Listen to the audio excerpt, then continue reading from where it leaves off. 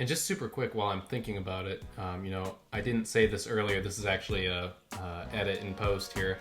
Um, Something to think about is instead of framing Candace Owens as a prosecutor against, whether it be members of TPUSA, Ben Shapiro, Erica Kirk, whatever it is, think of her as kind of on the defense side. Because in American law, in this legal system, prosecution is held to the standard of proof of guilt beyond reasonable doubt. And what that means is you have to prove the other person's guilt beyond reasonable doubt. The standard of reasonable doubt means no reasonable person would doubt your conclusion. So Candace Owens then fits really nicely into this system as presenting doubt. And this is a very, very legitimate part to play in the legal system.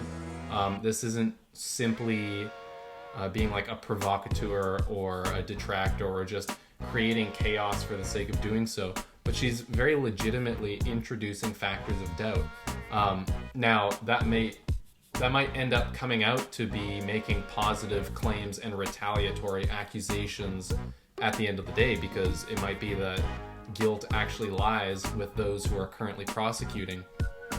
But that doesn't really take away from my point that we have to consider her as introducing reasonable doubt, in which case the prosecution cannot hope for a guilty conviction if there is reasonable doubt as to his guilt.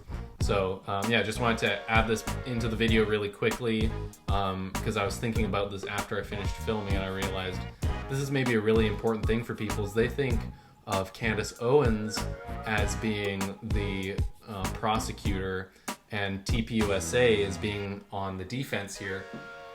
But it really helps if you flip it around, where Candace Owens, even if you don't want to say she's playing defense for Tyler Robinson, I ended up remembering his name, of course, after this video was filmed. I remembered the name Tyler Robinson. But even if she's not playing defense for him, but just maybe defense for the truth broadly in a more abstract sort of sense, however you need to justify it to yourself, she's trying to prove that the main narrative is not true, and all she needs to do is introduce reasonable doubt. So she's done an excellent job of that. So anyways, that's all I wanted to say. Thank you very much for listening, and we'll move on to the rest of the video as I had previously planned it to be.